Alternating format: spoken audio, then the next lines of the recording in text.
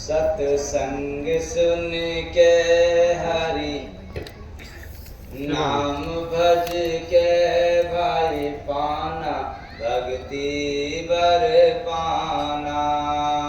सत्संग सुन के नाम भज के भक्ति बर पाना। देश से अपने दुनिया में आए, देश से अपने दुनिया में आए। आके हरि का भजन सब भुलाए, आके हरि का भजन सब भुलाए। गुरु ज्ञान लेके गुण गान करके भाई पाना भक्ति बर पाना। गुरु ज्ञान लेके गुण गान करके भाई पाना भक्ति बर पाना। सत्संग बिना जीव कबहू न जागी, सत्संग बिना जीव कबहू न जागी। सुन के विवेक से भजन में लागी, सुन के विवेक से भजन में लागी। सब ज्ञान तज के। हाँ, ये तो बड़ा गड़बड़ है।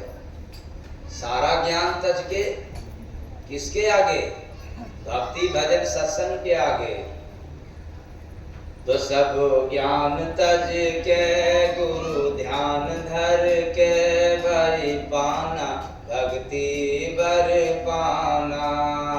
सब ज्ञान तज के गुरु ध्यान धर के भरी पाना भक्ति बर पाना। भक्ति है संत की जीव हितकारी, भक्ति है संत की जीव हितकारी। देते शरण में परम सुखकारी, देते शरण में परम सुखकारी। पहचान कई के यजमान बन के भाई पाना भक्ति बर पाना। पहचान करके यजमान कई के भाई पाना भक्ति बर पाना। भक्ति मिले भेद भीतर में जानो, भक्ति मिले भेद भीतर में जानो।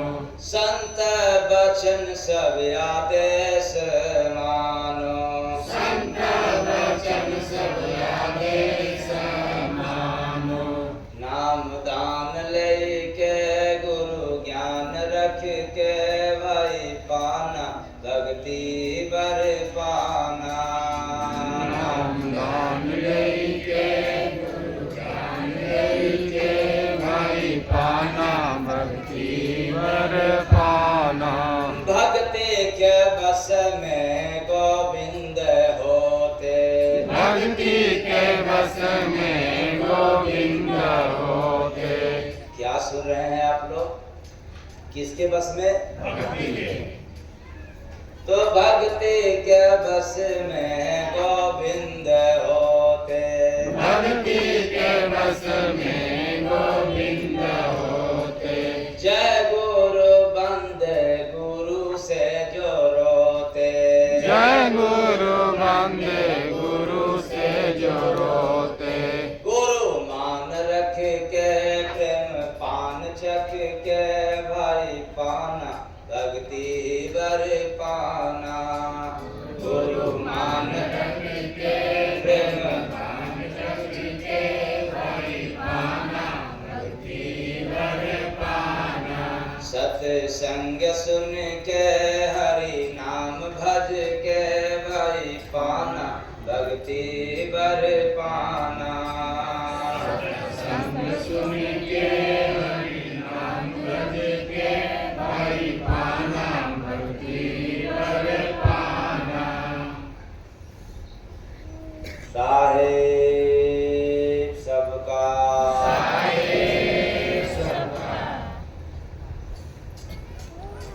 थोड़ा कुछ चार्ज होगा।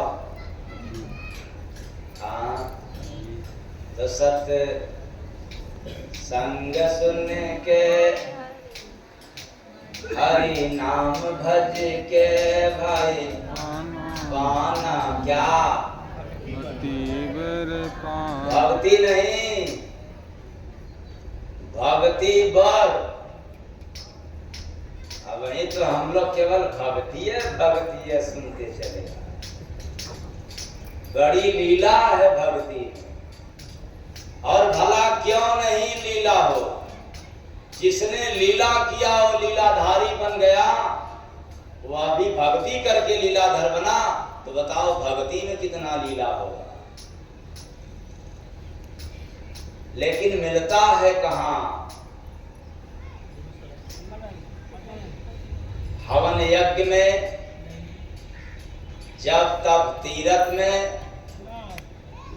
राम कथा भागवत कथा में, या शिव कथा में, या किसी और व्यथा में, ये कहीं मिलने वाला नहीं है। इसलिए भक्ति में बड़ी विचित्र लीला है।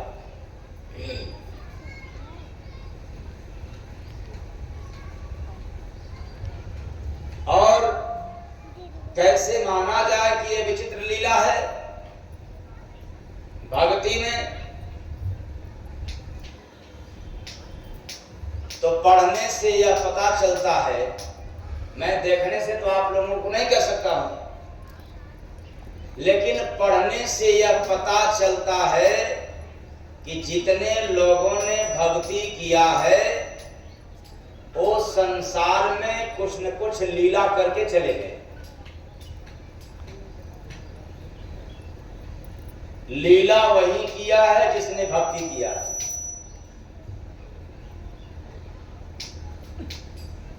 इसलिए मैं कहना चाहता हूं, भक्ति बड़ी विचित्र है। बस एक बार गले पड़ जाए, बार बार नहीं, बस एक बार गले पड़ जाए तो यह इतनी विचित्र है भक्ति कि मुक्त करवा करके ही छोड़ती है। प्रेम से बोले सद्गुरु भगवान की जय। इसलिए सत्संग सुन के हरि नाम भज के भाई पाना भक्ति बर पाना। सत्संग सुन के हरि नाम भज के भाई पाना भक्ति बर पाना। तो बात चल रहा है भक्ति का, क्योंकि ईश्वर की पूजा करने के 4 मुख्य कारण है। यही ना सुन रहे हैं आप लोग कल से? पहला रूढ़िवाद, दूसरा है यानी डर, तीसरा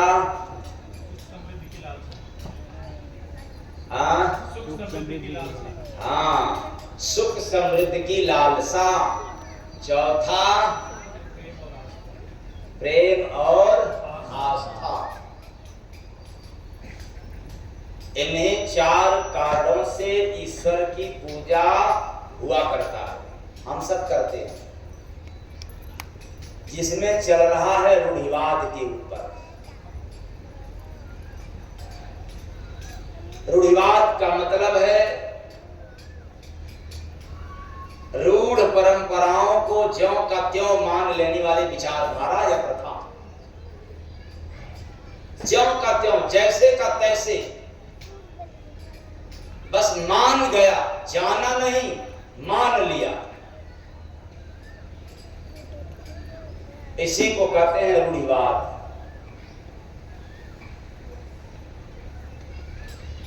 जिसको अंधविश्वास कहते हैं, बिना तर्क का, बिना विचार किए जिस कार्य को अंजाम देते हैं वह रूढ़िवादिता में आता है।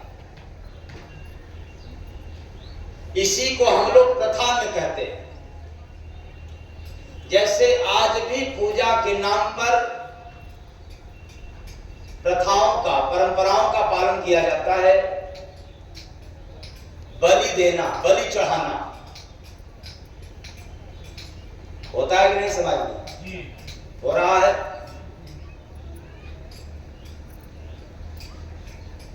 अब जरा तर्क करो शिक्षा के नजर से कि जब हम बलि चढ़ाते हैं किसी की तो हत्या करना पड़ेगा कि नहीं? चाहे वो मुर्गा का हो, चाहे वो भेड़ा का हो या सुअर का हो अथवा इंसान का हो। यहाँ छोटे छोटे बच्चों का भी बलि चढ़ा देते हैं लोग, अंधविश्वास में काट देते हैं, चढ़ा देते हैं। आयतें निकला करता है टीवी समाचार में, पेपर में। जरा सोचो। अब इसी पर विचार करना है, रूढ़िवादिता पर। अब यह हत्या करने वाले, बलि चढ़ाने वालों के दिमाग में क्या घर कर गया कि ये पहले से परंपरा चला आ रहा है, इसलिए ये सत्य है, सही है, मान करके बलि चढ़ाया करते हैं साल में एक बार या 2 बार।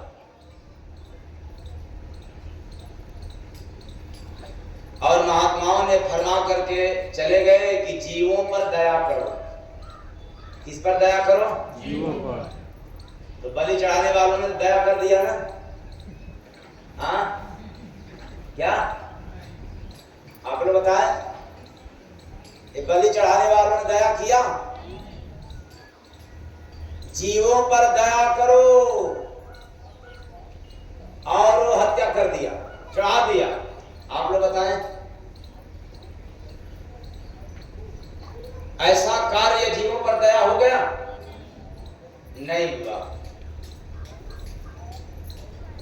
लेकिन वो कर गया। रूढ़िवादी दिमाग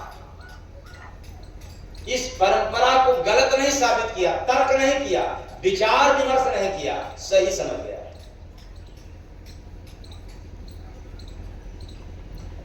इसलिए मैं कहता हूं कि रीत रिवाज कुछ ठीक है, कुछ तो रहे खराब। रीत रिवाज कुछ ठीक है, कुछ तो रहे खराब। संत हटावे जय गुरु बंदे, हटता कभी न काब्रे बंदे, हटता कभी न काब्रे बंदे, हटता कभी न काब्रे। नकाब माने पर्दा, अंधविश्वास का पर्दा, ढोंग का, आडंबर का पर्दा पड़ा हुआ है। अनुभव के आगे पर्दा पड़ा है, इसलिए हम विचार विमर्श नहीं कर सकते। कुछ तो रीत रिवाज में गलीमत है, कुछ में तो बिल्कुल गलीमत नहीं है। जैसे रीत रिवाज निकल जाए कि भाई आपको खरीद करके कुछ देना है, दान स्वरूप, उपहार स्वरूप है प्रथा, लेकिन फिर भी गलीमत है, कुछ है। रीत रिवाज कुछ ठीक है निकला था महिलाओं के लिए। मायके वाले साड़ी खरीद के दे दें, ये प्रथा चला था, हमें याद है। इसलिए मैं दावे के साथ कहता हूं, काश ऐसी रीत रिवाज, ऐसी परंपराएं निकलता रहे, कुछ तो है राज। पहले था रिवाज मृत्यु के बाद 13वीं में लोग आटा यानी सिद्धा और कपड़ा साथ में कुछ दही लेकर के जाया करते थे। मेरे जमाने में था ऐसा, पता नहीं आप लोगों के जमाने में था कि, लेकिन मेरे होश में ये देखा गया।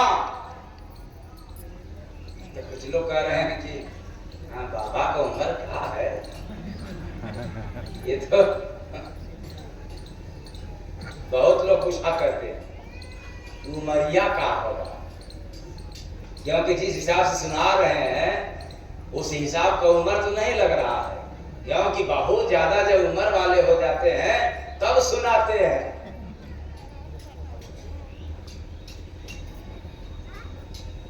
तो मैंने अपने जमाने में देखा था और उस प्रचलन को, उस रीत रिवाज को करने वालों ने सही मान करके किया करते थे। आज भी मृत्यु हो रही है, आज भी 13वीं हो रहा है, लेकिन अब वो कपड़ा, वो दही, वो आटा कहां चला गया?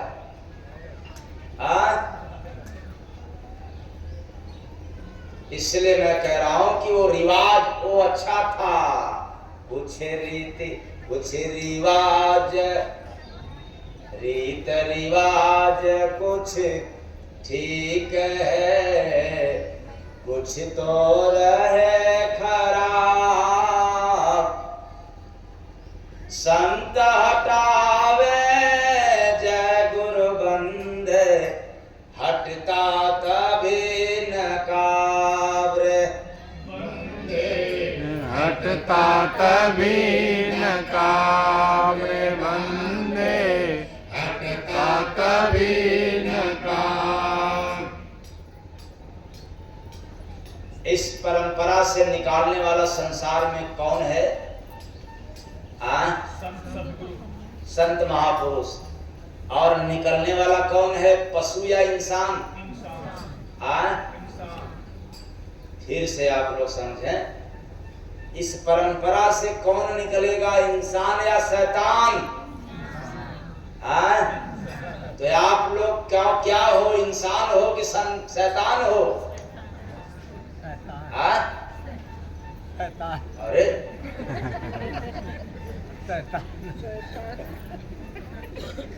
फिर से याद रखें, यह परंपरा को कायम करने वाला कौन है, इंसान की शैतान?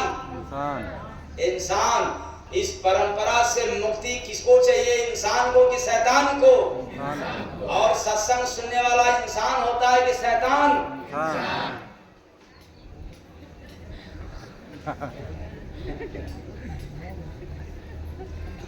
कुल मिला के निकलना तो पड़ेगा। किसे? सत्संग सुन के हरि नाम भज के भाई पाना, भक्ति बर पाना। सत्संग सुन के हरि नाम भज के भाई पाना, भक्ति बर पाना। अरे तर्क करो, इससे निकलना चाहते हैं, लेकिन ये दुनियादारी निकलने देगा नहीं, इसलिए हमें तो जाना पड़ेगा कहां? पहले दिन वाले बात कर, जय गुरु बंदे जी, सुनो मेरी वंदना।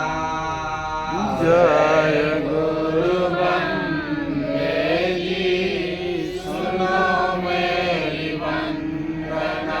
चरणों की धूल मेले, चरणों की धूल मेले, करता हूँ कामना। जय गुरु बंदे जी, सुनो मेरी वंदना।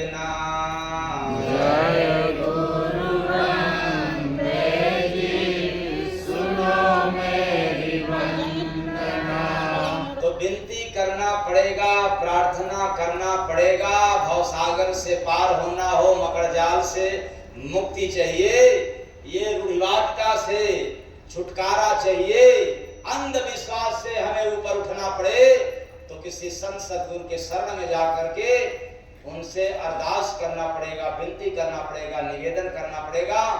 अगर ये नहीं करोगे तो महात्माओं के पास जाओगे, लाभ तो मिलेगा लेकिन वह लाभ नहीं मिलेगा जिस लाभ के लिए संत धरती पर आए हैं और भक्त बनने के लिए इंसान आए हुए। प्रेम से बोले सद्गुरु भगवान की जय। लाभ पाना हो तो संतों के शरण में विनती करना पड़ेगा, और जब विनती करोगे तो आपको दे देंगे एक मजबूत आधार जो दूसरे टाइम का था। ले लो रे भाई, ले लो, क्या धन दौलत ले लो रे भाई, भगति भजन का सहारा ले लो रे भाई, भगति भजन का सहारा। विचार करना, आपको सहारा दे देगा कोई महात्मा, कोई फकीर। और जब कोई महात्मा सहारा दे तब कैसा देता है? वो असली देता है, नकली नहीं देते। इसलिए सच्ची भक्ति जाना भाई, साहेब का आदेश मिलेगा, घट में जाकर चरण में प्रीत लगाकर मिलेगा, घट में जाकर चरण में प्रीत लगाकर। तो सच्ची भक्ति मतलब ये ढोंग आडंबर वाला, पाखंड वाला भक्ति नहीं। ये चार कारण है, रूढ़िवाद, डर, सुख समृद्धि की लालसा, प्रेम और आस्था। अब इसमें से आपको पता चल जाएगा कि महात्माओं के मिलने के बाद कौन सा भक्ति मिलेगा।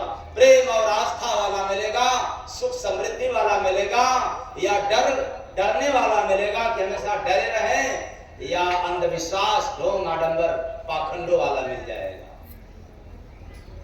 चार में से जरूर मिलेगा। तो कौन वाला चाहिए? कह तो रहे हो आप लोग, हाथ उठवा दें क्या? उठवाएंगे तो क्लास भी लेना पड़ेगा। सत्य को सबूत चाहिए, क्योंकि आजकल हम लोग कहने में बहुत माहिर हो गए, कथनी करनी में अंतर हो गया। अरे जय गुरु वंदे महाराज चैलेंज के साथ कहते हैं, कहो कम, तेरे अंदर प्रेम हो जाए, तेरा व्यवहार सुंदर हो जाए तो तुझे कहने की जरूरत नहीं है, तेरे तरफ से कहने वालों की लाइन लग जाएगी। लेकिन हम लोग दिखाते कुछ और और करते कुछ। इसमें का आप लोग कौन है, दिखाने वाला या करने वाले? तो किसको दिखाते हो, समाज को कि भगवान को? तो समाज अंधा है, इसलिए इंसान समाज को दिखाने के लिए परेशान है। अरे भगवान अंधा नहीं है, तेरा व्यवहार सुंदर हो जाए, भगवान सबको दिखा देगा। प्रेम से बोले सद्गुरु सरकार की जय। ये ढोंगी लोग, ये आडंबरी लोग, पाखंडी लोग दिखाते हैं भगवान को पाने के नाम पर, ये धर्म के नाम पर दिखाते हैं। और मैं कहता हूं भगवान अंधे नहीं है, आप दिखाओ मत, भगवान सबको दिखा देगा। लेकिन तब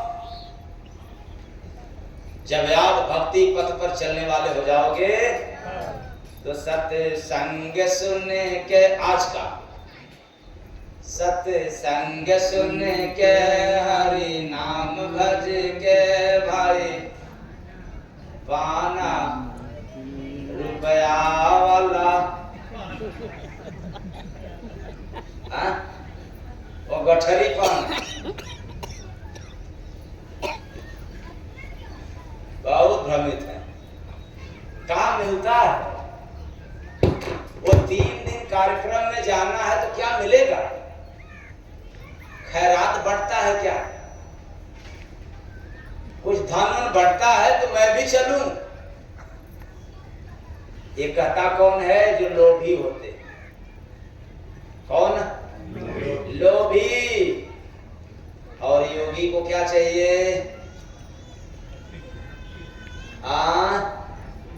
क्या चाहिए? जरा विचार करना। उन मूर्खों को आजाद करना मुश्किल है। इस संसार में जितने मूर्ख लोग हैं उनको आजाद करना बहुत मुश्किल है। जो अपनी जंजीरों की इज्जत करते हैं, अपने जंजीरों से आजाद नहीं होना चाहते, मुक्त नहीं होना चाहते हैं, उनको समझाना तो बहुत कठिन कार्य है। क्यों? इसलिए कि इस संसार में संख और मूर्ख ये दोनों कभी भी अपने से नहीं बचते। अरे मूर्खों को और शंखों को बजाना पड़ता है। जब फूंक मारोगे तब ये बजेंगे, तब आवाज देंगे, और नहीं फूकोगे तो ये कुछ भी बजने वाले। ये बेचारे दोनों एक ही कैटेगरी के हैं, शंख और। तो जो रूढ़िवाद है वो क्या है? चालाक है कि मूर्ख है? मूर्ख। मैं नहीं कर सकता। मैं आप लोगों को मूर्ख बनाने के लिए नहीं बुलाया। मैं आप लोगों को जगाने के लिए बुलाया कि आओ, सुनो और जागो, फिर जाओ। जब तक सुनोगे नहीं तब तक जागोगे नहीं, और जब तक जागोगे नहीं तब तक जाओगे नहीं। ठहर जाओगे, रुक जाओगे, फंस जाओगे, भटक जाओगे बिना जागे। और जगाने वाला संसार में मात्र एक सत्संग है। अब चाहे भागवत कथा हो या राम कथा हो, चाहे शिव कथा हो, इससे आप जब भी करेंगे या करवाएंगे धर्म का काम होगा, लेकिन जागने का काम नहीं होगा।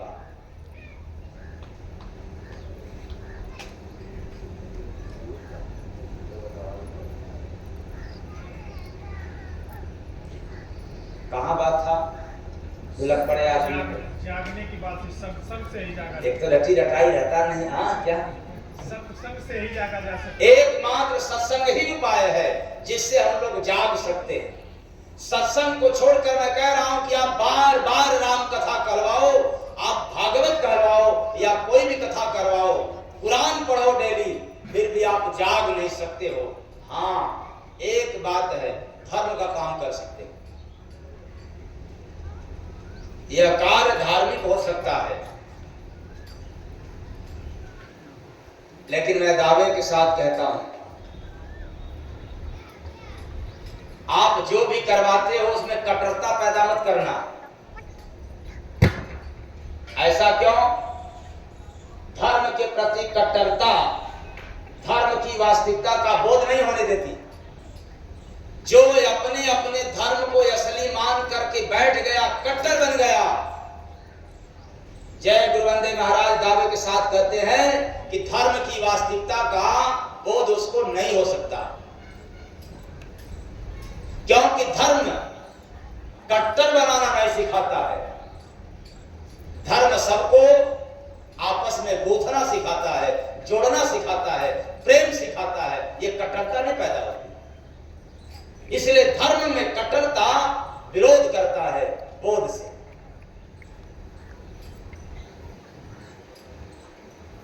इसीलिए मैं कहता हूं, दुनिया के सारा काम कर लो, ये आपका फर्ज हो सकता है, धर्म हो सकता है, कर्तव्य हो सकता है, लेकिन कर्म नहीं हो सकता, भक्ति नहीं हो सकती। भक्ति तो मात्र एक ही जगह होती है, प्रथम भक्ति संतन कर। किसने बतलाया है? तुलसी बाबा ने बतला दिया। गोस्वामी बाबा ने लिख दिया, कलम चला दिया था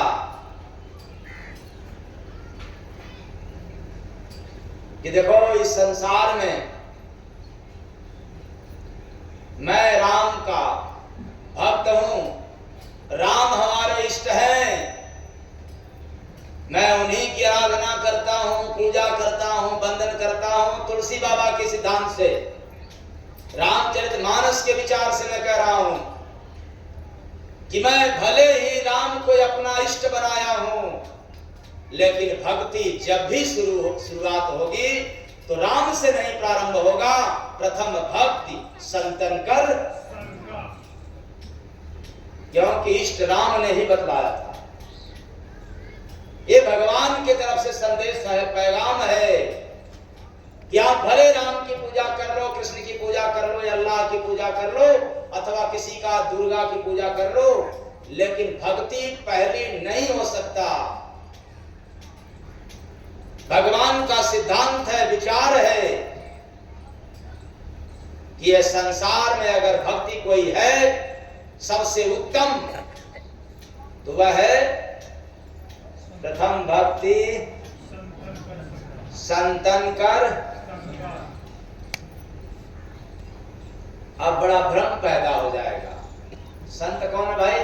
अरे वो तो कान फलाने हैं, इंसान तो है,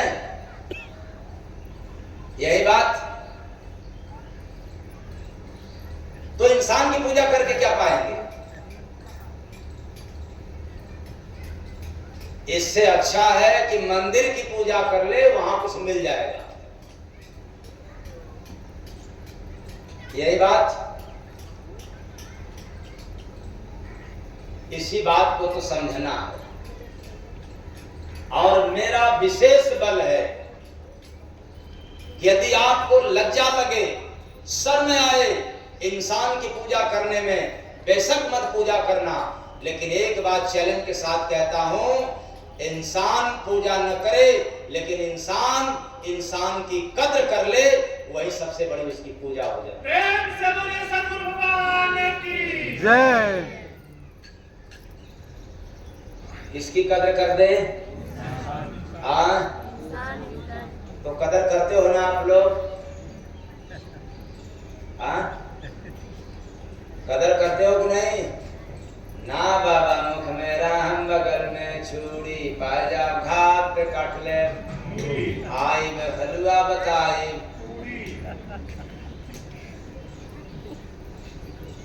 और इधर जप रहे हैं राम राम राम राम, अल्लाह अल्लाह का, बिस्मिल्लाह बिस्मिल्लाह। फायदे में कायदा बिगड़ गया। इसलिए मैं कहना चाहता हूं, पूजा पाठ एक व्यवस्था है, मन को फंसाने के लिए, मन को रिझाने के लिए, यह एक आस्था को जिंदा रखने का प्राथमिक विद्यालय है।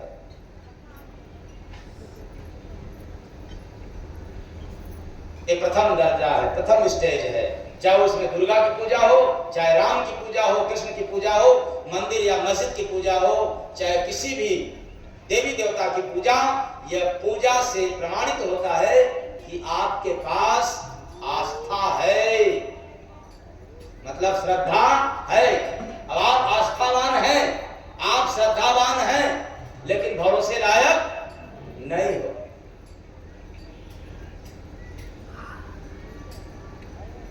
अब तो बड़ा दिक्कत हो गया, श्रद्धावान भी है लेकिन भरोसे लायक नहीं है। मतलब कैसे? आज किसी की पूजा और कल किसी और की पूजा, भरोसा हो गया ना?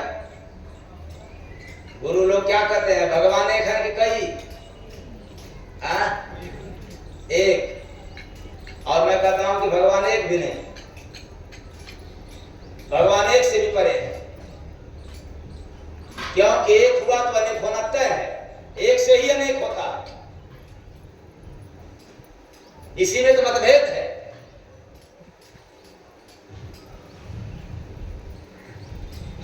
और एक भगवान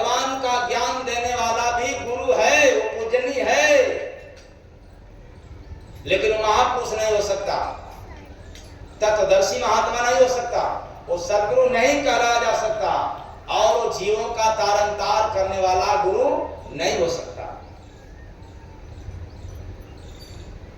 तब कौन होगा? जो एक से भी पार ले जाए, मतलब आपको शून्य बना दे। क्या बना दे? क्या बना दे? तो शून्य का परिचय मैंने दिया था ना, कल से बतला रहा हूं। शून्य किसको कहते हैं? शून्य शून्य तो सब कहे, शून्य को परखा को एक से पहले जय गुरु बंदे, दो से पहले जय गुरु बंदे, 20 से पहले जय गुरु बंदे, एक से पहले जय गुरु बंदे, शून्य कहावे सोरे बंदे, शून्य कहावे सोरे बंदे, शून्य कहावे सो। अरे कल से सुनने के बाद हृदय में करंट पैदा कर देता होगा। क्यों? अरे भगवान को लोगों ने बतला दिया एक, और मैं कह रहा हूं कि भगवान तो एक से भी पार है, उससे भी मुक्त हो जाओ, उससे भी परे जाओ। अगर एक का भी ज्ञान है तो समझ लेना कि अभी तत्व से बहुत दूर हो, अभी ईश्वर से बहुत दूर हो। ऐसा क्यों? ईश्वर मेरा एक है, या ईश्वर मेरा शून्य है, कहते ज्ञानी ये ज्ञानी गुरु लोग जिनको आत्मज्ञान नहीं मिला, वे बेचारे संत मत पर चल तो रहे हैं, बढ़िया बढ़िया बात तो सुना रहे हैं और आपको फंसा रहे हैं। कहते हैं कि भगवान तो बेचारा कहेगा क्या? शून्य का है बोध नहीं, शून्य होता ही नहीं, निर्विचार हो नहीं सकता, समाधिस्थ होता नहीं, ध्यान के सागर में डुबकी लगाता ही नहीं। तो ऐसा गुरु घंटा तो कहेंगे कि भगवान भगवान कितने? और आज मैं आप लोगों को क्या सुना रहा हूं? ईश्वर मेरा शून्य है, कहते ज्ञानी परखा कोई जय गुरु बंदे, देखा आंख विवेक रे बंदे, देखा आंख विवेक रे बंदे, देखा आंख विवेक। अब उसके आगे का परिचय, उस एक से परे वाला भगवान, नयन से नीचे देख लो। कौन सा नयन? ये जो दोनों आंख है, इसके नीचे अनुभव करो आज से। वो क्या? नयन से नीचे देख लो, तीन लोक संसार, ब्रह्मा विष्णु और महेश का लोक इसके नीचे है।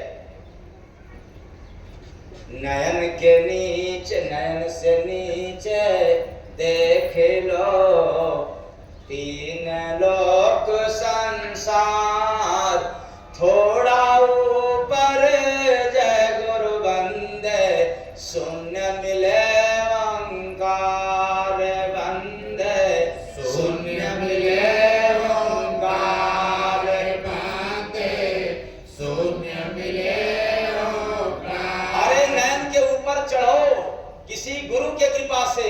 मैं दावे के साथ कहता हूं कि वहां भगवान अनेक नहीं मिलेंगे, वहां भगवान एक भी नहीं मिलेगा, वहां शून्य दिखाई देगा।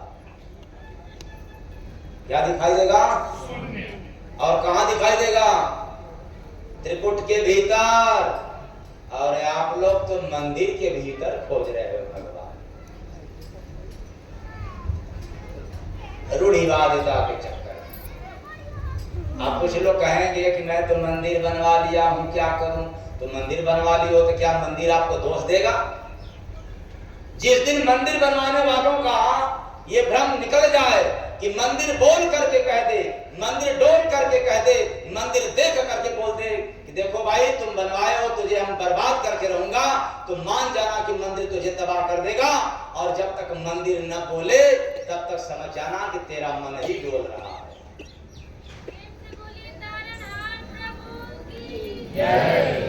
मंदिर कभी डोल बोल करके नहीं कह सकता, क्योंकि मंदिर को बोलने का और डोलने का पावर नहीं मिला है। सब में ईश्वर का अंश है, पत्थर में भी है, कण कण में ईश्वर का अंश है। लेकिन जरा गौर करना, पेड़ में भी है अंश, पर पेड़ बोलता है तो आप लोग सुनते हो? नहीं। अच्छा, क्या बात है। और इंसान बोले तब ऐसे ही पत्थर आपस में बात कर लेंगे, खग जाने खग ही कह भाषा। ये इंसान के बस की बात नहीं है। इंसान बोलने वाला है और इंसान देखने वाला है, इंसान ही डोलने वाला है। इसलिए चेतन प्राणियों, पत्थर की मंदिर, पत्थर की मस्जिद कभी भी आपका न नुकसान किया है न कभी आपका फायदा किया है। अरे संसार में फायदा देने वाला इंसान है और संसार में नुकसान करने वाला इंसान है। कहां से मान गया, भ्रम पैदा हो गया, हम पूजा नहीं करेंगे तो देवी नाराज हो जाएंगी, देवता नाराज हो जाएंगे, बर्बाद करके रहेंगे। किसने कह दिया? कौन देखा? और जिसने देखा तो मना क्यों नहीं दे रहा है? देखा, मनाया नहीं, बल्कि आपको परंपरागत में ठेल दिया। क्या कह दिया? पूजा तो आपको करना। अरे उतना दिन पूजा किया, अगर कुछ दिन नहीं किया तो क्या, क्यों नुकसान किया? इसलिए याद रखना, 33 करोड़ देवी देवताओं के ऊपर कभी भ्रम मत पैदा करना, कभी शंका मत रखना, कभी उनके ऊपर अंगुली मत उठाना, कभी अंधविश्वास में उनको खरा खोटी मत सुनाना।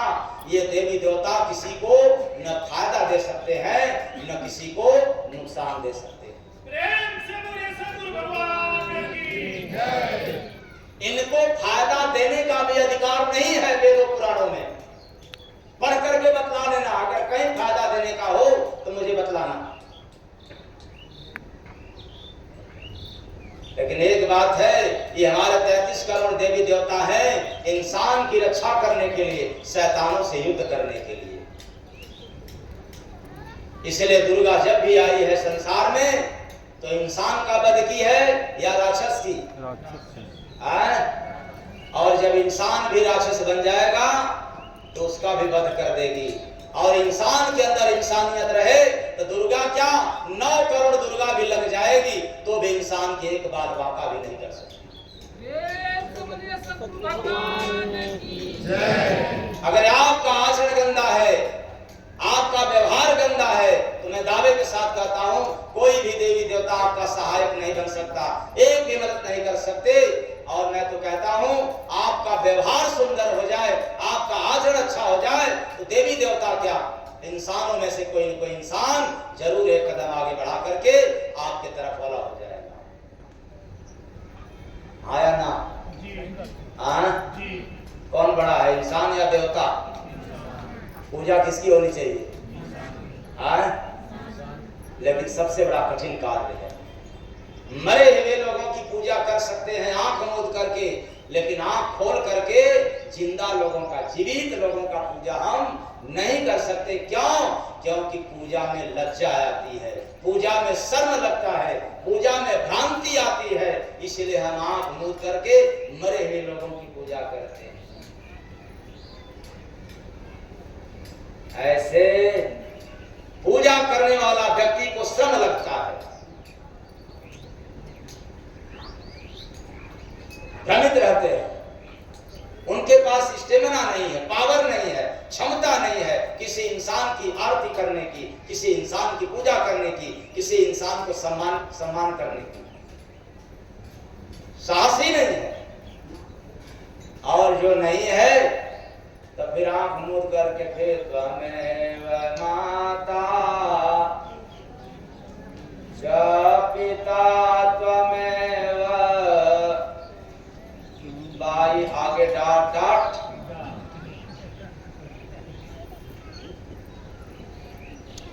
अब पुरानी बात तो याद आई गई। आजकल जो लोग जाते हैं बढ़िया बढ़िया चप्पल जूता, ये महिलाएं वो ऊंची ऊंची पता नहीं कौन वाली, उनको आता नहीं। वो जब मंदिर पर लोग जाएंगे, मोबाइल या तो हाथ में रहेगा, और लोगों को लाज भी नहीं लगता है मोबाइल को हाथ में लेने पर। बड़े शौक से लेकर के चलते हैं। 10-10 हजार, 15-15 हजार, 20-20, 50-50 हजार की मोबाइल को हाथ में लेके जाते हैं शौक से। अरे ऐसे शौकिया को मैं धिक्कार करता हूं। क्यों? कि अगर माता पिता की दवा की भी पर्ची हाथ में हो जाए तो शायद उसमें तिरस्कार समझ में आता है।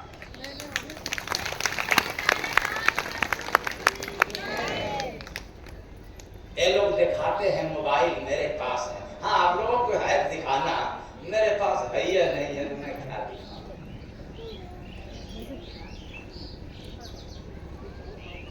ये काहे साथ छोड़ रहा है।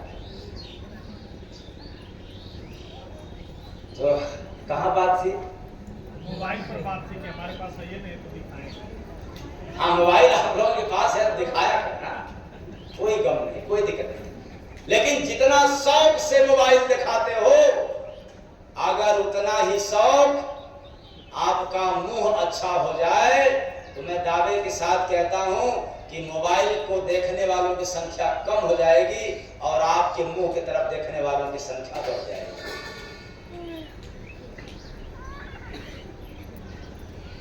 मुंह सुधार लो, मुंह बहुत गंदा हो गया।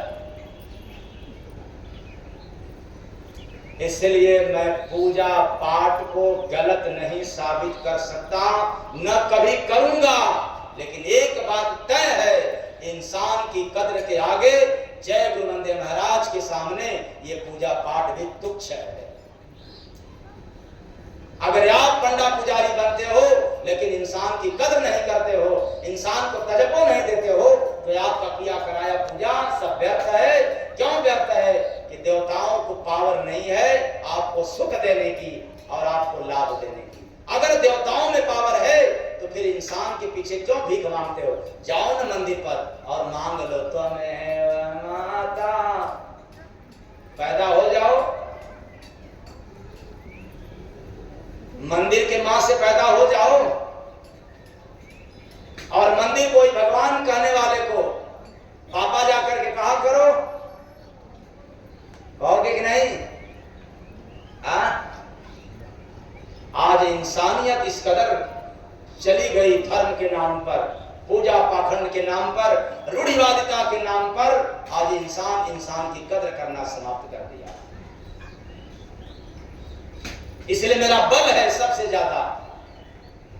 मंदिर के देवता को भी पावर नहीं है आशीर्वाद देने से, रुक नहीं सकता। तब जब इंसान के अंदर इंसानियत आ जाए, तब मानव के भीतर मानवता आ जाए, तब सुन रहे हो यहाँ पर। लेकिन जब घर जाओगे तो भाई को देख करके भाई, और पड़ोसी को देख करके पड़ोसी, और देवरान को देख कर जेठान, और सासू को देख करके बहू, जल उठेगी।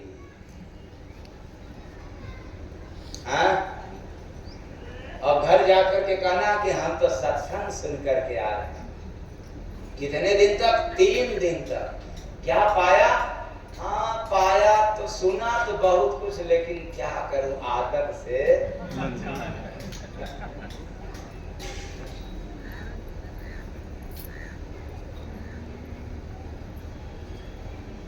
आदत से मजबूर है। अब जरा विचार करना,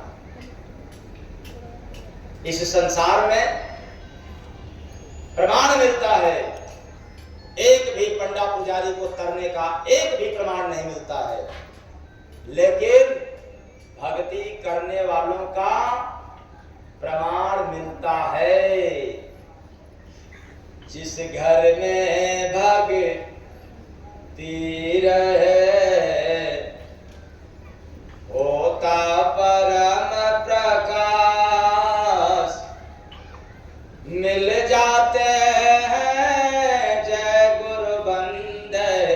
साहेब बिना तलाश रे बंदे, साहेब बिना तलाश रे बंदे, साहेब बिना तलाश। जिस घर में, जिस हृदय में, जिस मनुष्य के भीतर भक्ति हो जाए तो भक्ति स्वयं में प्रकाशवान है। फिर भगवान को खोजने के लिए दौड़ना नहीं पड़ेगा, चलना नहीं पड़ेगा, घूमना नहीं पड़ेगा। बिना खोजे, बिना तलाश किए ही तेरे पास भगवान मिल जाएंगे। इसी तर्ज पर कबीर साहब ने अपने जमाने में कहा था कि मोको कहाँ ढूंढे रे बंदे, मैं तो तेरे पास हूं। ना वो मंदिर में है, न मस्जिद में है, न शिवालय में है, न कहीं और है। अरे वो तो पल भर की तलाश में मिल जाता है। क्यों कि रहने वाला कहाँ है? हर श्वासों की श्वास में। कहाँ नहीं है? वो हर जगह है। तो भक्ति मिलन भैंस में। अब हम लोग सोच लेते हैं कि अब तो भक्ति कर रहा हूं, भगत बन गया तो हमको क्या धारण करना पड़ेगा? अब कंठी माला पहनना पड़ेगा, त्रिपुंड सजाना पड़ेगा, लाल चाहे पीला या मेरे जैसा सफेद कपड़ा पहनना पड़ेगा, और हाथ में चाहे कलाई में क्या माला,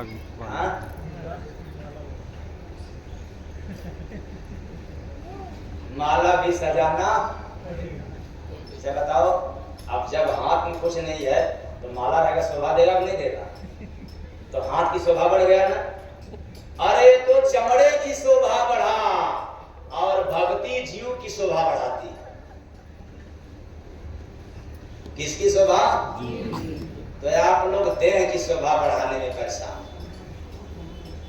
खूब जब सज बज जाएंगे और अंगुली में क्या पहन लेंगे? अंगूठी। कहीं मैं गया था, वो कहाँ मऊ की जगह सत्संग में था। कोई महात्मा मिला, बेचारा बड़ा एकदम सजा सजाया हुआ था। हमको सादा देख करके सोचा कि है महात्मा है। कैसे महात्मा? ये तो बिल्कुल खाली है। और हमें उनको देख करके हंसी आ रही, कह रही ये तो महात्मा नहीं है।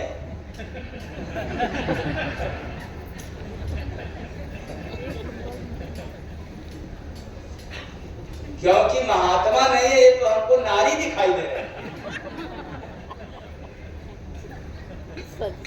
क्योंकि पूरा ये सजा सजाया हुआ फर्स्ट क्लास का एकदम कपड़ा, और साथ में सोने की गले में चैन और अंगूठी सोने की। फिर क्या बात पूछना है? अब वो बेचारे मेरे तरफ देखें, मैं उनको तरफ देखूं।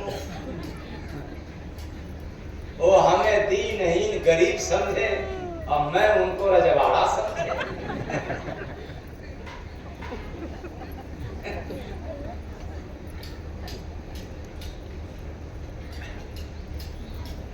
लेकिन हमने सोचा कि ये देखी देखा कब तक चलेगा?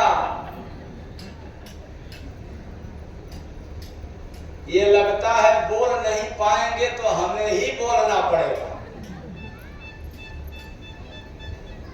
तब हालचाल के दौरान मैंने कहा कि आप तो बहुत अच्छे हैं।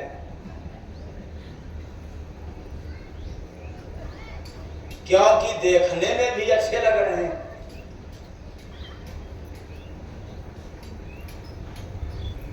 और मैं तो देखने में अच्छा लगता ही नहीं हूं। अरे आपकी तो उम्र भी अच्छी है, मेरा तो उम्र भी कच्ची है। तो कहे मतलब? हमने कहा मतलब इतने है कि आप मेरे से बड़ा श्रेष्ठ हैं उम्र में, और मैं कच्चा इसलिए हूं कि आपके उम्र वाली बात मैं सुना नहीं पाता।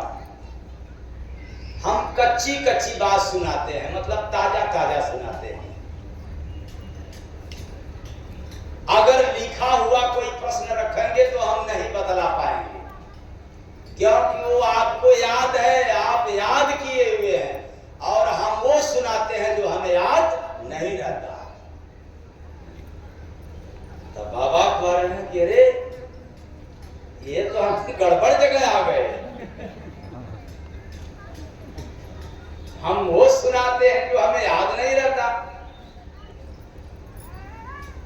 ये बाबा लग रहा है कि सीटने वाला है क्या? हमने कहा हम आपको भी मौका देंगे सुनाने के लिए। तो कहे कि नहीं, पहले आप सुना लीजिएगा तब हम सुनाएंगे। हमने कहा बाबा इसी जगह मिस्टेक कर रहे हैं। अब आपको मालूम नहीं है इसलिए मैं कह रहा हूं, अगर पता रहता तो नहीं कहते। कहें क्या? हमने कहा हमें गुरु महाराज ने वरदान दिया है कि जिस मंच पर चढ़ जाओगे और उसी मंच से उतर जाओगे तो उस मंच को संभालने के लिए फिर सभी के पास ताकत नहीं होगा। प्रेम से बोलिए सद्गुरु सरकार की जय। तो बाबा फिर कोई आपका सुनने वाला नहीं रहेगा, इसलिए मैं बैठा रहूं और आप सुना देंगे तो अच्छी बात है। जनता सुने न सुने लेकिन मैं सुन लूंगा। तो बाबा जी तो भांप गए इतने, कहे नहीं आप ही सुनाइएगा, मैं आया हूं आपकी सुनने के लिए। हमने कहा तब ठीक है, कुर्सी लगा करके कहीं बैठ जाइएगा, सुन लीजिएगा। मतलब क्या हुआ? मतलब यह हुआ कि भक्ति मिलन भैंस में भैंस की पूजा हो। अभी थोड़ा बढ़ जाए, काश हमारे महाराज जी भी जैसा अगर दाढ़ी आ जाए तो फिर क्या पूछना, लेकिन वो भी नहीं मेरे नसीब में है।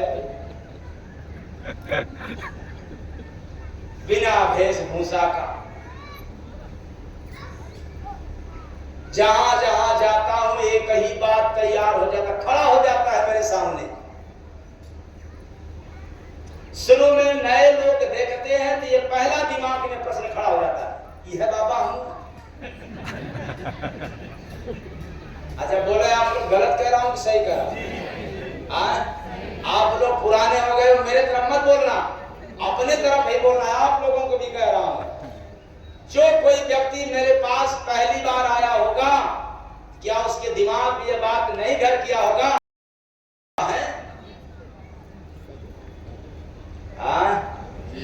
और ये सवाल आज भी, इस सवाल का मुझे मुकाबला करना पड़ता है। आज भी उम्र को लेकर के, वेशभूषा को लेकर के सवाल खड़ा कर देते हैं लोग। जहां भी जाते हैं, अरे बाबा आ रहे हैं बाबा। अब जो बेचारा जान रहा है उसको तो क्या पूछना है, वो तो भाव विभोर है, विह्वल है, पागल है। लेकिन अब लोग जब देख लेते हैं तो कहते हैं कि यही पागल है, असली पागल। ये बाबा कहां से आ गए? अरे तो बड़ा कम उम्र के हैं। लेकिन दूसरी भी घटना पाता हूं, अपनी जिंदगी की बात मैं कह रहा हूं। दूसरी घटना क्या बताता हूं, या तो कोई आकर के समस्या सुन लेता है, पूछ लेता है, तब उसके दिल में कुछ न कुछ हो जाता है। या तो जब सत्संग सुन लेता है तब कहता है कुछ न कुछ तो और उसके पहले यही बाबा है। इसलिए मैंने कहा भक्ति मिलन भैंस में भैंस की पूजा हो। लूट थाते जय गुरु बंदे परखन पाते कोर बंदे परखन पाते कोर बंदे परखन पाते कोर। संसार में न कोई भक्ति को परख पाता है और न भक्ति पथ पर चलने वालों को कोई परख पाता है। हाँ, भक्ति में गुण है, वो भगवान क्या पूरे संसार को परखा देता है कि देखो यहां भक्ति है। इसलिए जब भक्ति में कोई वेशभूषा नहीं तो मैं ललकार के कहता हूं कि भक्ति में कोई ढोंग या डंबर पाखंड भी नहीं हो सकता। इसलिए न कोई सजावट है, न कोई बनावट है, ना कोई दिखावट है। किसने? भक्ति में। और आप लोगों को तो बनावट, दिखावट और सजावट चाहिए। इसलिए बन ठन करके जब लोग जाते हैं मंदिर पे तो महंगा महंगा मोबाइल बेचारे पॉकेट में रख लेते हैं और महंगा महंगा चप्पल जूता एकदम सीढ़ी के बगल में उतार देंगे, क्योंकि धूल लगने न पाए। हाँ, इधर भले गाना गाए, ताली पीड़ के चरनिया का धूल दे दे, इधर गाएंगे, बड़ा बेवर होकर के गाएंगे, लेकिन धूल लगने और ना पाए तो जरा धूल में बैठ करके दिखा देना तो मैं समझूंगा। अरे चरनिया का धूल दे दे, आगे डाट डाट डाट, ये आगे आप लोग सुना दे। किसको याद है? ये लाइन किसको याद है?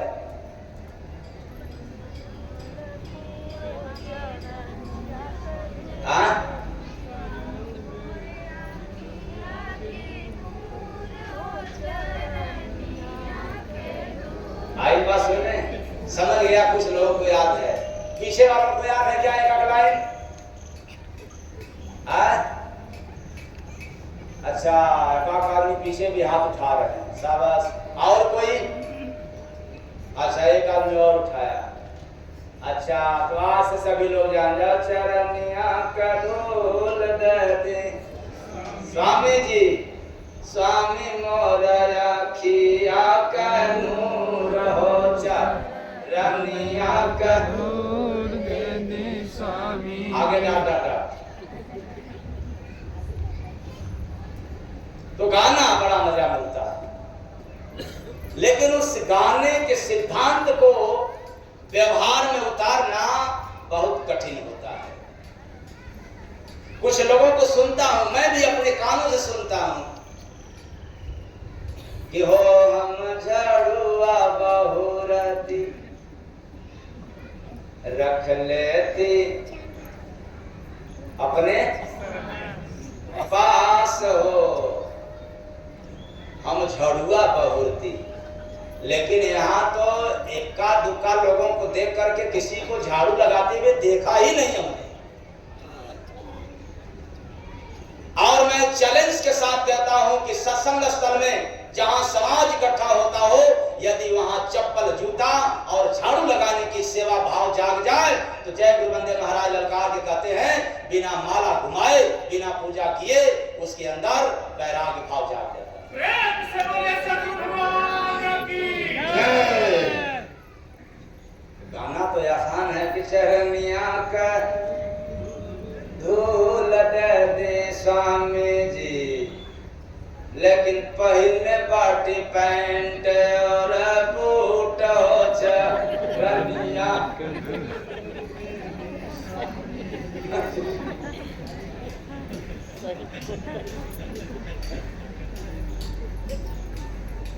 पहने बाटी साड़ी और सूट हो, चरनिया डाट डाट डाट।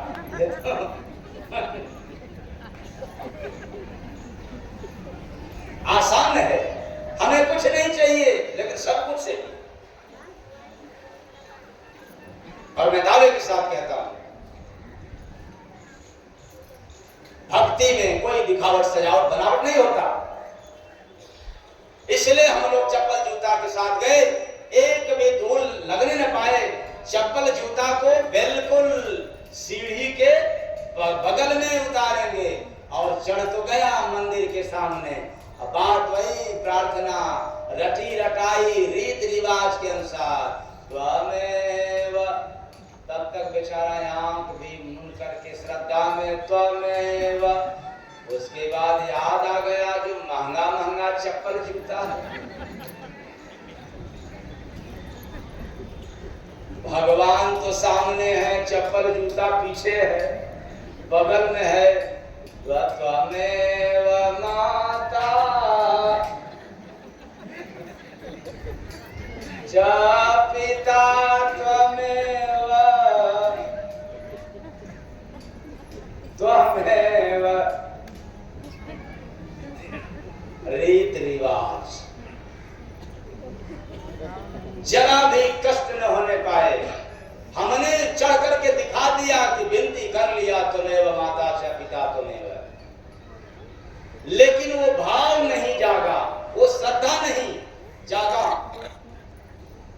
श्रद्धा में अंधा होकर के प्रार्थना कर लिया, और वह भी प्रार्थना नहीं, भिक्षा जाकर के मांग लिया कि आप ही माता हो, आप ही पिता, आप ही भाई बंधु, सब कुछ हो, आप ही देने वाले हो, सब कुछ हो। और मैं विनती कर रहा हूं कि मैं भिखारी हूं, तेरे द्वार पे मांगने के लिए आया हूं। याद रखना मंदिर के देवता, मैं आपके लिए नहीं आया हूं, अरे अपनी झोली भरने के लिए आपके पास आया। अंधविश्वास, तर्क नहीं है, श्रद्धा है लेकिन तर्क नहीं है, विचार नहीं है। इंसान से प्रेम बस मीठा मांगोगे तो मिल जाएगा, और श्रद्धा बस मंदिर से मीठा मांगोगे ये मिलने वाला नहीं। लेकिन इंसान से मांगोगे तब तो किससे मांगना चाहिए? लेकिन इंसान की कदर न करके जा रहा है भगवान के दरबार में मांगने के लिए। अगर भगवान देने वाले होते तो आप मानो न मानो, लेकिन जय गुरु वंदे महाराज ललकार के कहते हैं कि अगर देने वाला भगवान है तो भगवान के ऊपर भी उंगली उठना तय है। इसको कोई धरती पर उठने वाला नहीं हो सकता। इसलिए भगवान देने और लेने दोनों से परे है, मुक्त है। लेना देना ये तो व्यापार है, ये तो बिजनेस है, और परमात्मा के पास नो बिजनेस। तब वहां क्या फिटनेस है? क्या है? एकदम फिट फाट, दिमाग से, चित्त से, संसार से, समाज से फिटनेस हो, फिट फाट हो, तब वहां सुनवाई है। वरना जैसी करनी और वैसी भगवान देता नहीं है। और जो भगवान दे नहीं सकता तो भगवान आपसे कुछ मांग भी नहीं सकता। इसलिए वो देने से और लेने से मुक्त है, पार है, इसीलिए वो भगवान है। लेन देन संसार में है, उधार यहां पर है, व्यापार यहां पर है, व्यवहार यहां पर है, वहां इससे परे है। क्योंकि न वहां दिन है न रात, न वहां माया है, न वहां ब्रह्मा न विष्णु है, न महेश है, न वहां सूरज है, न चांद है, न वहां जन्म है, न मृत्यु है, न वहां कोई संपत्ति है। तो बताओ व्यापार कैसे होगा? जहां कुछ है ही नहीं, वहां एक भी नहीं है, केवल शून्य है, तो कैसा व्यापार होगा? काश एक भी होता तो एक देने के लिए लोग मांगते, लेकिन वहां तो एक भी नहीं है, केवल क्या है? शून्य। सो भक्ति में मिलता है। याद रखना, भगवान कुछ देते नहीं, देने का सामर्थ्य अगर संसार में है तो माता और पिता को है, गुरु को है, भक्ति को है। इनसे आप बहुत कुछ पा सकते हो, और इनको छोड़ करके किसी से कुछ नहीं पा सकते। फिर से याद रखो, संसार में कौन कौन देने वाला है? माता और पिता ये देने वाले होते हैं। माता पिता ये देने वाले होते हैं, गुरु देने वाला होता है, भक्ति देने वाली है, बाकी सब कुछ लेने वाले हैं। क्या करना पड़ेगा? अगर मांगना है तो किससे मांगोगे? जिंदा व्यक्ति से हम मांग नहीं सकते, क्योंकि हम अहंकारी हैं, अभिमानी हैं। इसलिए कहते हैं हम किसी के सामने झुकने वाले नहीं हैं, तो नहीं मांग सकता। झुकोगे वहां जहां मंदिर होगा, मस्जिद होगा, धार्मिक स्थल होगा, जहां कुछ मिलने वाला नहीं वहां झुकते हो, और जहां सब कुछ मिलने वाला है वहां तो झुक नहीं सकते। यही चली आ रही परंपरा। हाँ, तो देने वाला कौन है? माता पिता और गुरु भक्ति, गुरु और गुरु की, ये सब देने वाले हैं। ये लेते नहीं हैं, देते हैं। इसलिए मांगना है तो इनके पास, इनके गोद में जाकर के मांग लेना। बाकी कहीं भी मांगोगे ये अंधविश्वास में होगा। लहती बहती है, कहीं किसी का काम बन गया तो समझ जाते हैं कि बस इन्हीं से मेरा कल्याण हुआ। तो सबका क्यों नहीं हो जाए?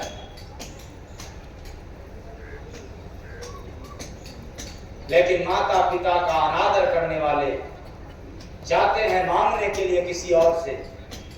मां गंगा से मांगेंगे, भगवती मां से मांगेंगे, बरम बाबू से मांगेंगे, डी बाबा से मांगेंगे, लेकिन माता पिता और सास ससुर से नहीं मांगेंगे। क्या मांगे? हम मांग देंगे और वो दे देंगे तो कभी ताना दे देंगे। क्या दे देंगे? जो देगा वो ताना देगा। जो कभी कुछ दे ही नहीं सकता है, भला वो ताना क्या देगा? जो देने वाला है ताना तो देगा, लेकिन देता भी वही है और रहेगा। और जो कभी नहीं देने वाला है, भला वो क्या कभी ताना मारेगा? इसलिए बताओ, मंदिर के देवी देवता ने कभी ताना मारा? हाँ, कभी मारा नहीं? मस्जिद के अल्लाह कभी ताना मारा? नहीं मारा। तो जाकर के मांग लेना। इसलिए अय चेतन प्राणियों, जब कभी जीवन में मांगने का मौका मिले तो मैं दावे के साथ कहता हूं, अविरल गुरु भक्ति मांग लेना। क्योंकि सांसारिक चीजों में केवल हर मांग में दुख छिपा रहता है, और अविरल गुरु भक्ति के मांग में आनंद के सिवाय कुछ नहीं मिला रहता।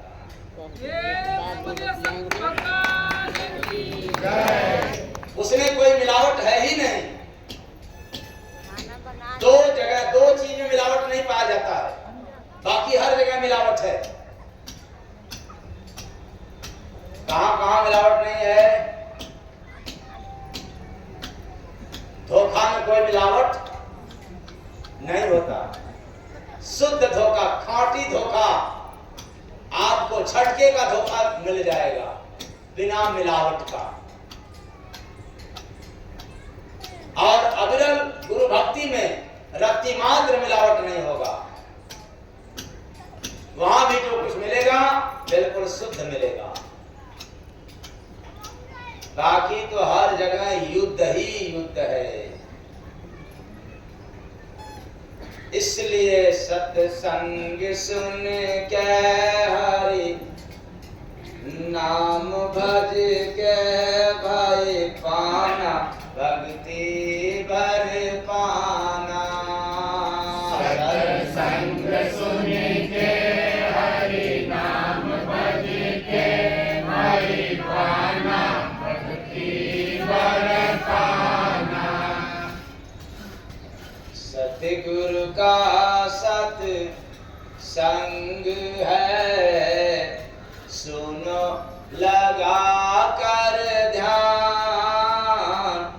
चलो शरण में जय गुरु बंधे, देंगे देंगे भगति दान रे बंदे, देंगे भगति दान रे बंदे, देंगे भगति दान। क्या मिलेगा सत्संग में? भक्ति दान में मिल जाएगी, और नहीं तो मांगना पड़ेगा घूम घूम करके। फिर भी पूजा संपन्न हो जाएगा, हवन यज्ञ तीर्थ कथा संपन्न हो जाएगा, लेकिन भक्ति मिलने वाला नहीं होगा। सत्संग सुनते सुनते सत्संग सुनाने वाला एक दिन आपको दान में भक्ति दे देगा।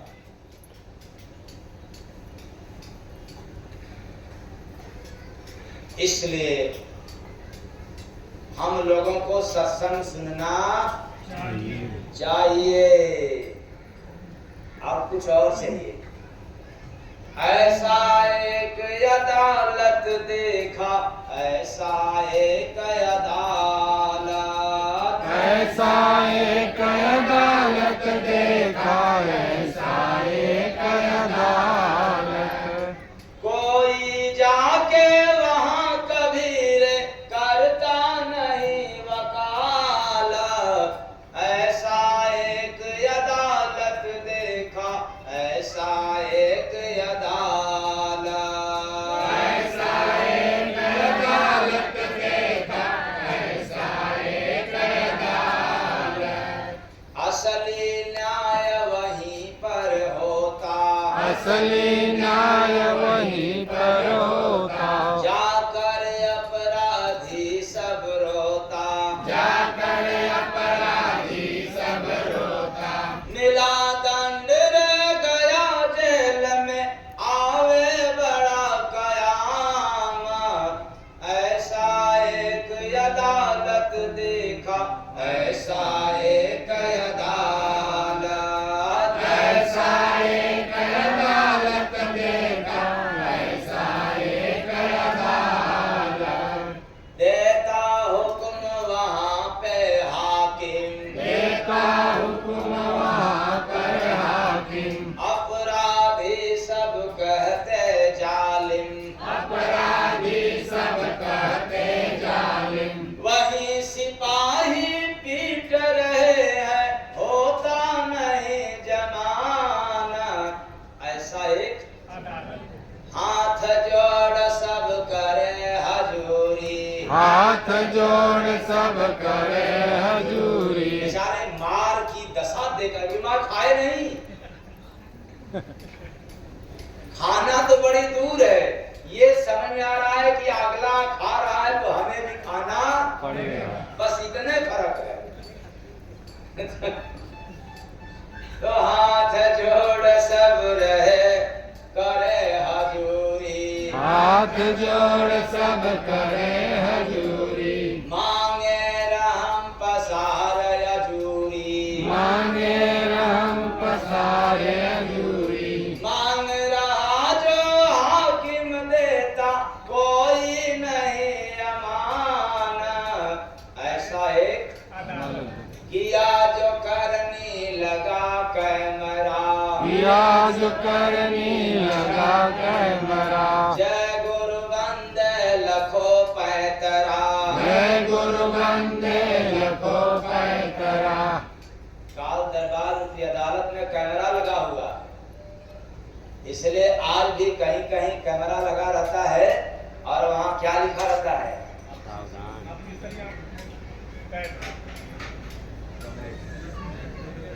हाँ? सावधान, आप लोग कैमरे की नजर में हैं। लेकिन लिखवाना क्या चाहिए? मुस्कुराते रहिए, क्योंकि आप लोग कैमरे की, अरे जब कैमरे की नजर में हो चोरी करोगे नहीं, हंसते रहोगे। रोगा वही, रोएगा वही जिसको चोरी करना है।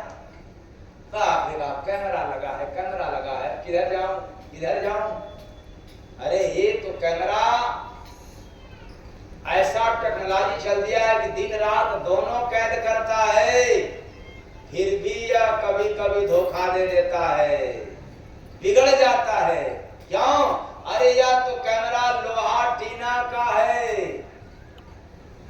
और जो काल के अदालत की कैमरा है वहां कोई लोहा टीना नहीं है जो जंग लग के खराब हो जाए। इसलिए सजग होकर के देखते रहना, जाग करके किसी भी काम को होश की अवस्था में करोगे तो उसके कैमरा से बच जाओगे। बेहोशी की हालत में करोगे तो कैमरा में कैद हो जाओगे, आप पकड़े जाओगे और इधर कहोगे कि ना ना मैंने कोई जुर्म नहीं किया, मैंने ऐसा कोई अपराध नहीं किया, हुजूर मुझे छोड़ दिया जाए, तो क्या करेगा? वो कैमरा की सीन तेरे सामने रख देगा, बोल ये कौन है? तब क्या कहोगे? कुछ बोली आएगी? तब वही सामने देखोगे कि वही दशा मेरा भी होगा। कौन? जो आगे वाले का हो रहा है। तो किया जो करनी लगा कैमरा, किया जो करनी लगा कैमरा, जय गुरु बंदे लखो पैतरा, जय गुरु बंदे लखो पैतरा, बिना फरिश्ता बचान कोई जाके राग अला पर। जी हजूर, जन्म जन्म का पापी हूँ हजूर, मुझे छोड़ दिया जाए, एक बार मौका दे दिया जाए। ये बार बार राग अलाकता है, थर्राता है जीव, शरीर नहीं। शरीर तो नश्वर मुर्दा था, इसी जगह रह गया, लेकिन जीव का नाश नहीं होता है। जैसे संसार में कमाए हुए रुपए का परिवार में हिसाब होता है, उसी तरह से जीव का यानी श्वास का हिसाब ओंकार के दरबार में होता है। तो वहां जाकर के हिसाब तो देना पड़ेगा। 99 100 की नहीं, श्वास की गिनती का हिसाब देना पड़ेगा। कितनी बार श्वास को कहां कहां खर्च किया है, ये सब कैमरा में कैद है। झूठ बोलने से भी वहां बात चलने वाला नहीं है। अरे सफाई भी देना चाहो तो भी नहीं दे पाओगे, और यहाँ तक कि तेरे पास तेरे तरफ से कोई वहां जाकर के वकालत भी करने वाला नहीं होता। मतलब वहां न्याय असली होता है, एक पक्ष होता है। अगर दो पक्ष हो गया तो फिर तू मैं हो जाएगा। वहां तो एक पक्ष है केवल कि भाई विपक्ष में कोई नहीं, विपक्ष में जो मैं कह रहा हूं वो गलत नहीं कह रहा हूं, क्योंकि वो कैमरा कह रहा है, इसलिए वह पक्ष मजबूत रहता है, उसके ऊपर दाग नहीं लगता है। काल सबको घेरता है, मौत घर घर हो रही है, लेकिन मौत के ऊपर अंगुली कभी कोई दाग नहीं लगा सका। क्यों? क्योंकि मौत कभी भी अन्याय नहीं करता, मौत कभी किसी के साथ जुर्म नहीं करता है, क्योंकि मौत उम्र से नहीं होता है, मौत जब भी होता है श्वास की गिनती से होता है। प्रेम से बोले स्वामी जगन्नाथ जी महाराज की जय। मौत श्वास की गणना से होती है, कर्मों के अनुसार श्वास की गिनती मिलता है। इसलिए चेतन प्राणियों, यह काल दरबार रूपी अदालत को हमने देखा। क्या देखा? कि वहां कोई भी आपके तरफ से पैरवी रूपी वकालत करने के लिए न कोई संतरी, न कोई मंत्री, न कोई नेता, न कोई परेता, कोई वहां जाने वाला नहीं होता। फोन करिए 10 मिनट। इसीलिए वहां असली न्याय होता है। और जितने अपराधी हैं वहां जाते ही जाते थर थर कांपने लग जाते हैं कि मैंने जन्म जन्म तक बड़ा चूक किया, बड़ा पाप किया, चोरी किया, बेईमानी किया, कपट किया, राग द्वेष किया, बुराई किया, लेकिन दान पुण्य परोपकार भक्ति भजन सेवा का काम तो हमने कभी देख ही नहीं रहा हूँ। अगर थोड़ा बहुत झलक में आया भी तो पता चला कि बस केवल हवा के झोंका जैसा आया और चला गया, बाकी सब अंधेरा ही अंधेरा, ब्लैक लिस्ट। सब अंधविश्वास वाला काम किया, पूजा किया, कोई गणना नहीं वहां। मंदिर आलिशान बनवाए हो, वहां कोई गणना नहीं। सुंदर पाठ है, आप डेली करते थे, वहां कोई गणना नहीं इसकी। 33 करोड़ देवी देवताओं की पूजा करके गया, वहां कोई गणना नहीं, कोई स्थान नहीं। कितना धन दौलत कमा कर गए हो, वहां कोई गणना नहीं। आप राम कथा सुन करके गए हो, सुना करके गए हो, हमने यज्ञ करके या करवा करके गए हो, उस अदालत में रत्ती मात्र इसकी गणना नहीं है। अगर उस अदालत में कोई गणना है तो नेक कार्य का है, सुंदर व्यवहार का है, भक्ति भजन और सेवा सत्संग का होता है। इसके सिवा किसी का महत्व नहीं है वहां।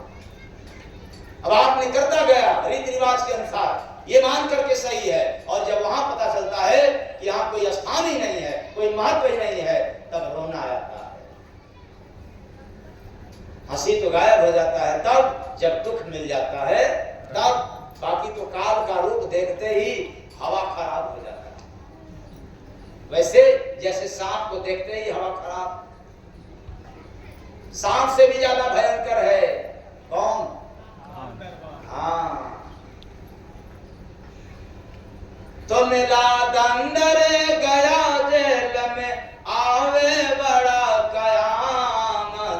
वहां सजा मिल गया, 84 लाख जेल। एक तरफा सजा सुना दिया गया कि तुम्हारे जीवन के खाता में नेक कार्य नहीं है, परोपकार का कार्य नहीं है, ये भक्ति भजन दान पुण्य सेवा काम नहीं है। इसलिए अब आपको वही शरीर मिलेगा जिसमें न भक्ति, न भजन, न सेवा, न सत्संग, न दान पुण्य, न परोपकार करने का कोई विधान नहीं है। ऐसा शरीर आपको मिल जाएगा, और वैसा शरीर मात्र एक मानव है। बाकी जितने शरीर है सब इससे मुक्त है, इससे परे है। सजा मिल जाता है जेल के तौर पर, अब भुगतना तो कोई बचाने वाला, और बचाने वाला भक्ति है, भजन है, सेवा है, सत्संग है, सो हुआ नहीं। ऐसा हमने अदालत देखा था। और कहा मानव शरीर देख, याद रखना, फिर मैं आपको कहता हूं कि भ्रमित मत रहना। जाकर के मैंने ऊपर नहीं देखा, क्योंकि ऊपर भगवान को नहीं पाया, लेकिन ऊपर वाले भगवान को मन मंदिर में देखा। कहां देखा? जाकर के भीतर देखा, मानव शरीर रूपी नगर में जाकर के हमने अनुभव रूपी नजर से देखा, ये विवेक रूपी आंख से देखा। जब आंख बंद किया, श्वास को पकड़ करके सहारे से, श्वास के सहारे भीतर गया, तो ये भीतर सारा लीला ऊपर वाले का दिखाई दिया। इसलिए मैं आप लोगों को भी कहना चाहता हूं, अगर कोई कहे कि अमरलोक ऊपर जाना होगा, तो समझ लेना कि सरासर झूठ है। वो महात्मा के अंदर वो सत्ता नहीं है, उसको मिला नहीं है, अनुभव नहीं है। वो ज्ञान के माध्यम से कह रहा है कि आपको अमरलोक पहुंचाऊंगा, कहां? जो सबसे ऊपर है। और मैं दावे के साथ कहता हूं, अमरलोक है, पहले भी था, आज भी है, आगे भी रहेगा। लेकिन पहले भी ऊपर नहीं था, आज भी ऊपर नहीं है, आगे भी ऊपर नहीं है। अमरलोक एक अवस्था है, ध्यान की अवस्था में चढ़ो त्रिकुटी के पार, आपको अमरलोक, अगमलोक, भंवर गुफा, मानसरोवर, ब्रह्मलोक सब कुछ मिल जाएगा। और यदि अपने त्रिकुटी में नहीं प्रवेश किया तो संसार में मर जाओगे, लेकिन कहीं कुछ नहीं मिल पाएगा।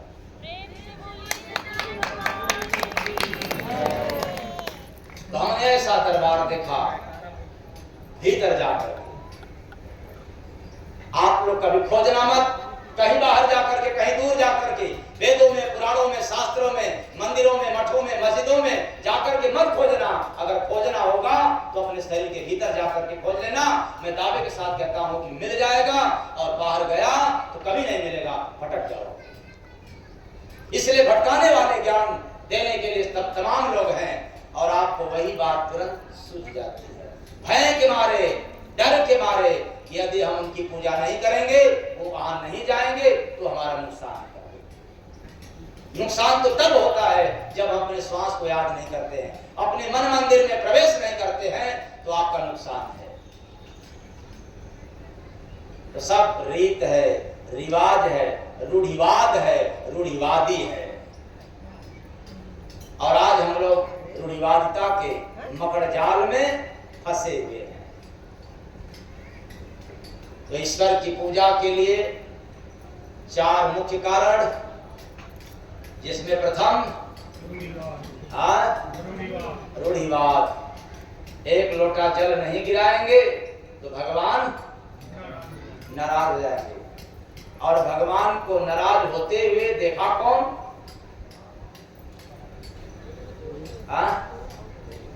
देखा किसी ने नहीं, पर कहने वालों ने कह दिया। लेकिन हमने देखा है कि भगवान आज तक, जब से सृष्टि चला, आज तक भगवान किसी से रुष्ट नहीं हुए। क्यों? ये प्रमाण है वेदों पुराणों में, शास्त्रों में। भगवान रूठ जाए तो क्या कुछ नहीं होगा, क्योंकि गुरु मना सकता है। ऐसी पावर भगवान के द्वारा गुरु को मिला हुआ।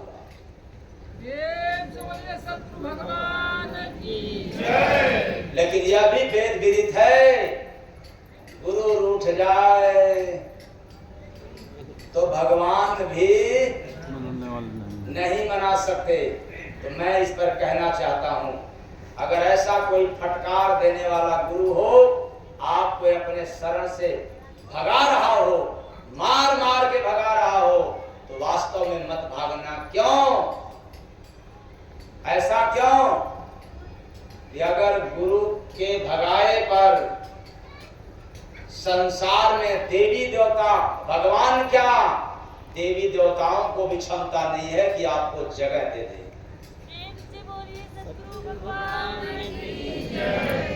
इसलिए वहां से भटकना मत। गुरु दुत्कार दे, ललकार दे, फटकार दे दे और शरण छोड़ दिया, तो फिर दुनिया में कोई पैदा नहीं है जो आपको शरण प्रदान कर दे। इसलिए वहां झुके रहना, कल्याण हो जाएगा। अकड़ मत जाना, नहीं अकड़ बाबा बन गया हो। तो सत्संग सुन के हरि नाम भज के भाई पाना, भक्ति बर पाना। सत्संग सुन के हरि नाम भज के भाई पाना, भक्ति बर पाना। बस आज इतना ही। मेरी वाणी आप लोगों को अवश्य गहरा चोट दिया होगा। चोट मिलने के कारण मैं आप लोगों को आगाह करना चाहता हूं कि अपने घर का सेवक समझ करके क्षमा कर दीजिएगा। आशा रखता हूं कि आप सभी लोग क्षमा कर देंगे। साहेब सबका